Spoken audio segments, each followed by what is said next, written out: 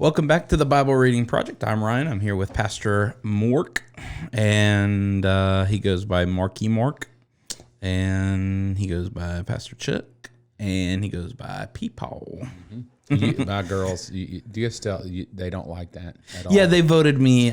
You said you are a spiritual son. You're part of the family. I said that to you. Yeah. I never called you a spiritual son. I don't do that. No, you I did. said you're like my kid. Okay. You got spiritual because you've had this spiritual aura around you all week long. Yeah, that's I don't true. know what it is. You won't tell us the secret, but even from yesterday to today, it's a weird thing. And now publicly, you declared yourself as my spiritual son. Yeah. No.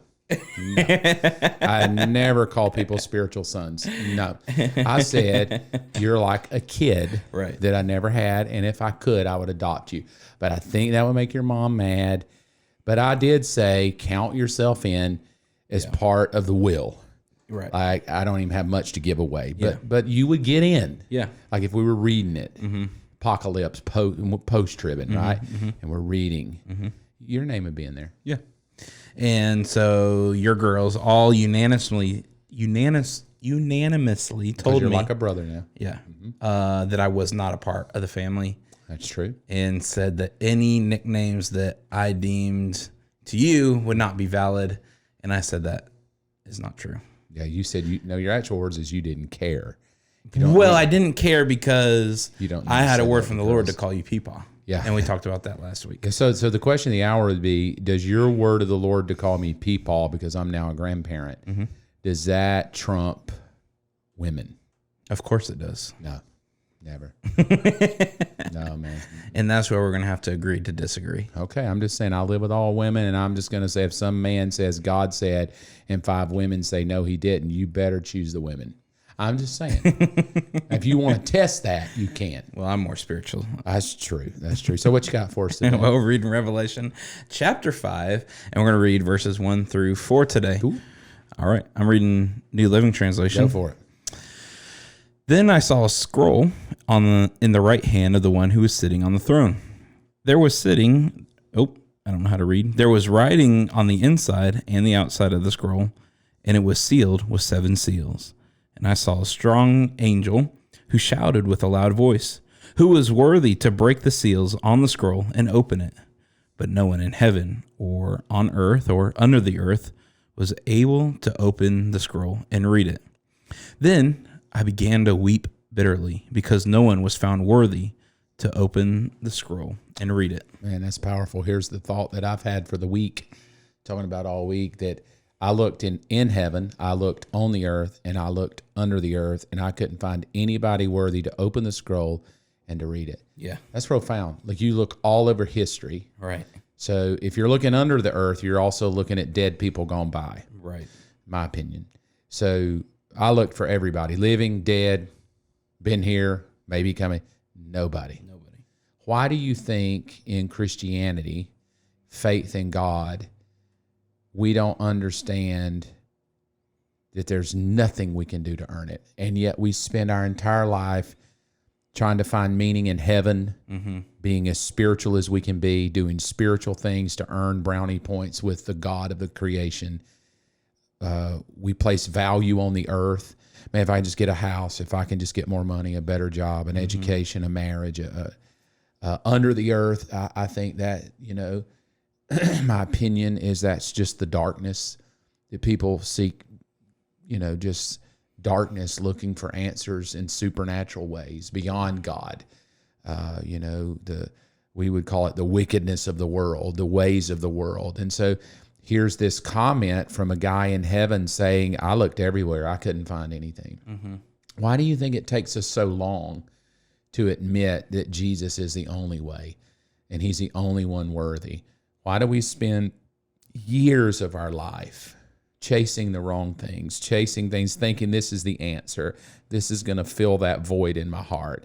This new wife, this new husband, this new job, this new church is going to fill that longing that I have. Yeah.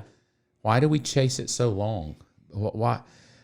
And then I guess, why do some people get it quicker than others? It's like some people just, it's Jesus, man. It's all about him. I'm good. Yeah. And other people, their whole life is a chaotic mess, even though they're Christians, because it's just kind of this constant search for, I love Jesus. I don't want to go to hell, but I'm constantly searching for meaning. Yeah. And I think sometimes leaders in Christianity cause that to happen because we say things like, you better know your purpose. Yeah. You got to find your purpose. There's nothing wrong with that, I don't think. Yeah. But my belief is it is a frustrating journey as a young person to go, God, I got to know my purpose. You better know your purpose. Don't you know you have a purpose? God has a purpose. And so there comes this freak out moment of, well, is this God's purpose or my purpose? Oh God, I don't want to chase my purpose. What if this is not my purpose? What if it's his purpose? Oh God, and we make it versus just waking up and saying, the one that created me does have a purpose. But I'm just going to wake up and go, God, what do you want me to do today? Yeah. Like, I don't know what I'm going to major in yet in college, but I'm just going to wake up and say, God, what do you want me to do today? And I think when we do that, it just takes this pressure of chasing our purpose and our meaning and our value, and just going, man, my meaning and value is just asking him what he wants to do in my life today. I think sometimes we can say, God, show me my purpose, and God in a weird way may, and then I chase my purpose the rest of my life with God in my hip pocket. Right. It's like, yeah, okay.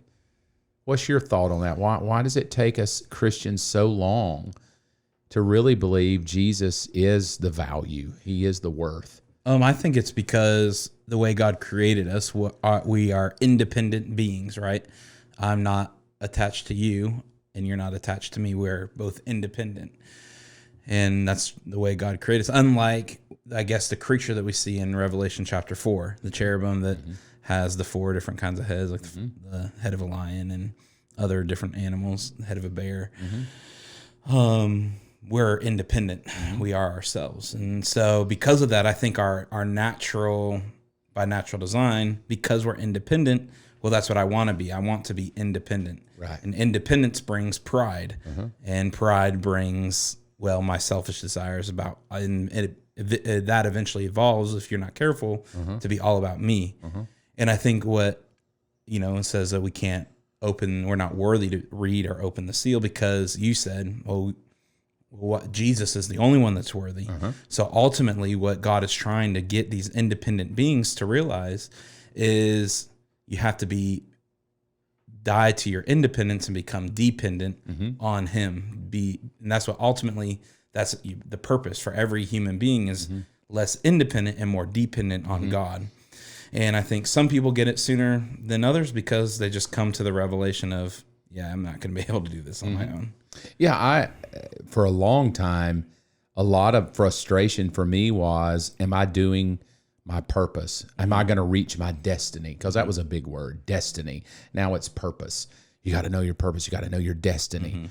And that's great when you're like at a conference and you're selling the goods, right? Yeah. Everybody here has a purpose. Everybody here has a destiny. God wants to use you, which is great.